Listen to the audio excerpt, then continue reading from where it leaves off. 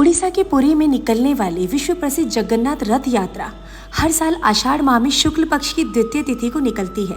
इसके बाद आषाढ़ शुक्ल पक्ष के 11वें दिन जगन्नाथ जी की वापसी के साथ इस यात्रा का समापन होता है।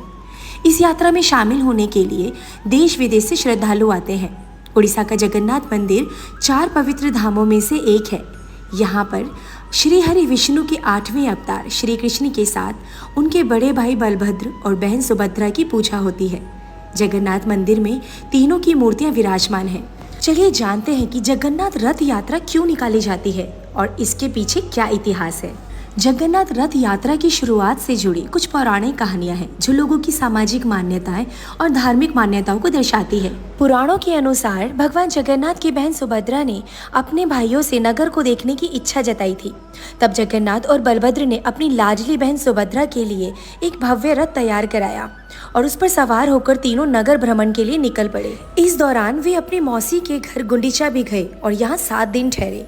तभी से जगन्नाथ यात्रा निकालने की परंपरा चली आ रही है। मान्यताओं के मुताबिक मौसी के घर भाई बहन के साथ भगवान खूब पकवान खाते हैं और फिर वह बीमार पड़ जाते हैं। उसके बाद उनका इलाज किया जाता है और फिर स्वस्थ होने के बाद ही वे लोगों को दर्शन देते हैं। वहीं दूसरी पौराणिक कथा के अनुसार कृष्ण के मामा कंस कृष्ण और उनके बड़े भाई बलराम को मारना चाहते थे।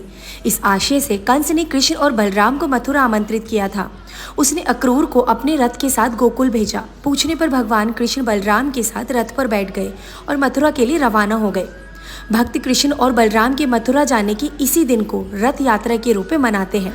जबकि द्वारका में भक्त उस दिन का जश्न मनाते हैं जब भगवान कृष्ण बलराम के साथ अपनी बहन सुभद्रा को रथ में शहर की शान और वैभव दिखाने के लिए ले गए थे। इस रथ यात्रा से जुड़ी यह मान्यता भी है कि जो भी भक्त इस शुभ यात्रा में सम्मिलित होते हैं उन्हें 100 यज्ञों के बराबर पुण्य फल की प्राप्ति होती है। माना जाता है कि भारत ही नहीं बल्कि दुनिया भर में यह एक ऐसा पर्व है जहाँ भगवान खुद ही घूमने निकल जाते हैं, जिनकी रथ यात्रा में भारी संख्या में लोग शामिल होते हैं।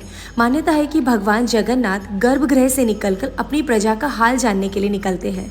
माना जाता है कि इस दिन जगन्नाथ के दर्शन करने से 10 साल तक श्री हरि की पूजा के समान पुण्य फल मिलता है।